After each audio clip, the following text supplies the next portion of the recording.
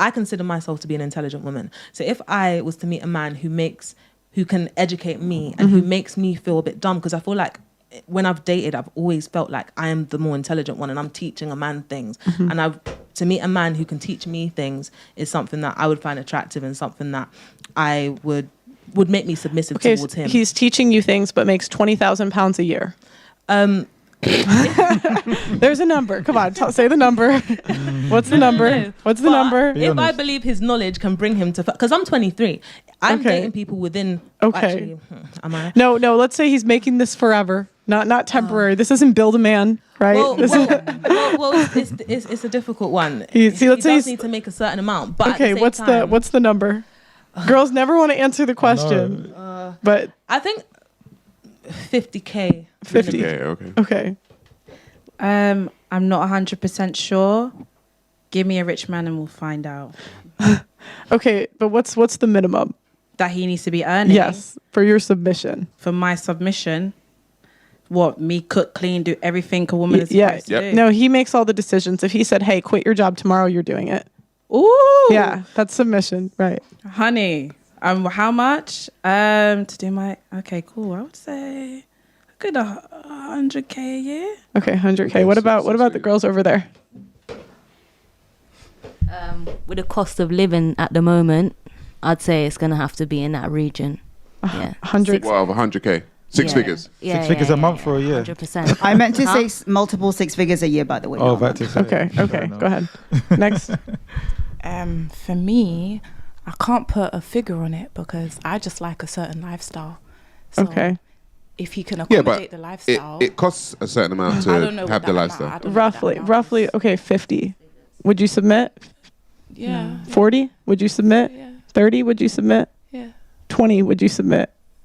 Maybe. What kind of lifestyle do you want? But you do know, like 50K, like the train drivers, TfL drivers, because that's what they're on. Okay. So Yeah, as I said, like as long as you yeah. can accommodate our lifestyle, I don't Okay. actually want to know what his salary actually. I also Okay. think Depends it's what like kind of lifestyle you want, though. What Okay. kind of really what kind of difficult to lifestyle make a do you decision want? just based on a number. Like there's so many factors that come into play that. Well, I'm not saying it's only a number. I'm saying what's the bare minimum? That's my question. Okay. Like everyone has a bottom floor, Yeah. right? So I'm not saying like that you couldn't date someone outside of it. I'm saying what's the minimum? So roughly 30,000. Yeah. Okay. So do you know what I don't percent of think that's men enough. make 100,000 or more? Barely. Probably like It's less than low, isn't it? 10%. Barely less than 10. I'd say the same. In here? No, in London. In the I'm not too sure. So it's less than 10%. Do you guys think you're in the top 10% of women?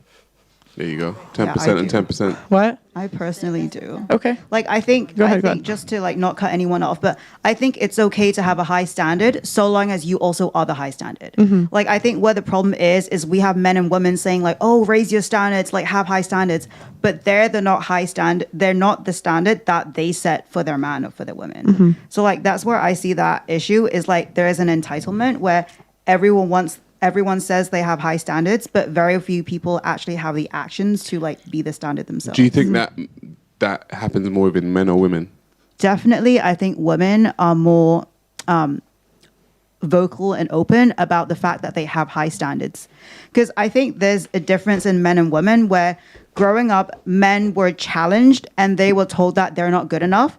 So they're already in that mindset where they have to work hard and get to the top. Right. Whereas for women, especially nowadays in society, they're told like, oh, you're fine the way you are, you're perfect. And, you know, the men are meant to be. Are you sure that's what's going on with women right now, that we're told we're fine the way we are? Yeah, I think you don't go on Instagram and every single ad is go get a boob job, get a BBL, look like this, look like that, lip fillers this. You don't think that's what's going on right now? But who tells you that? Men or women? Society. No, women tell you that. Society. Men okay, don't so tell you also that. think there's I'd a say lot of body most men don't like that stuff. Exactly. Most men would men are not prefer telling a No, women but to do that. I was touching on her point where she said about, what was your point you said about women? I think that nowadays women more and more are told that they're fine and they're perfect the way they are. So I was And just I'm- touching on that point. And Yeah, who tells yeah, women She's that? right though. No, but I'm she's right talking because about the rise in Right, body 'cause you got positivity. Sim. Yeah. Yes. Like nowadays, we see way more diverse models. We're even being told that obesity is okay and it's something Right. to be celebrated. I miss the models that made me feel slightly bad about myself. Bring them back. But what I'm Bring saying them is back. women tell women this. Yeah. Men are not out here saying, be fat and it's great. Nah. Like, men are not telling women that. Men are not saying, get a boob job. Men are not saying, get a BBL. Generally, like, there might be some men, but I'm saying women are the ones doing vlogs about their BBL. They're telling other women what the pitfalls and the downfalls and the pros and the cons of are to get a BBL. So it's women pushing this type of narrative to other women. Men are not pushing this narrative. And personally, I think like men are even reinforcing that women are okay as they are, because simps are going for everyone. Like, so, no one's safe. They're going for everyone. Like, no matter how they look, if they're not attractive, they'll still go for it. And it's letting women believe that everything, they're okay just as they are every time. So I have a question for you. Who would you say is an example of a girl that's a 9 on a scale of 1 to 10?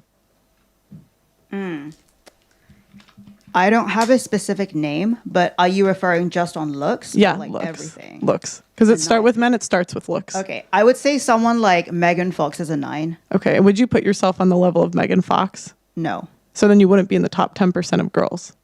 That's fair. Okay, go ahead.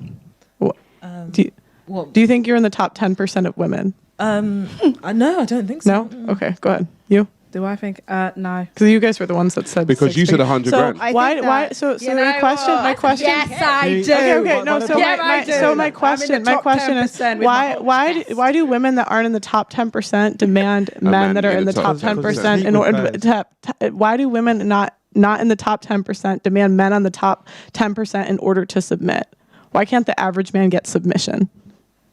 Because I think for me, when we're talking about percentages in a woman, it's not so cut and dry where it's just about looks. I think there's a difference between being good looking and being attractive to men. Like, being good looking is someone who's got physical beauty, but a woman who's attractive has the whole package. Like, she's feminine, she's willing to submit. Yeah, she might not be, the prettiest, like she might maybe be a 7 or a 6, but she makes up for it in substance or emotional connection. And so, like, overall, she might be a 9. Yeah, can I say something about that? Just go ahead. Yeah. So I think what she's saying, right, in the best way possible, is looks obtain and then the attractiveness retains the man, basically. Is that way? Yeah, I think, and that's why so many women say, oh, like, I'm not pretty, I'm doomed, or I'm going to be single. I think that looks can get the guy's attention, but it's personality and substance that's going to convert him to seeing you from just a sex object to I'd say this. Guys can the guys that get sex, they can get sex anywhere, right? They can get sex on an app. They can get sex when they go to a bar. They can get sex. There's a certain level of men, those top 20% of men, women are seeking these guys. So those guys have a lot of women to choose from. The question now becomes, from the women who the guy actually chooses, what are you doing to differentiate yourself from those other women that are just available?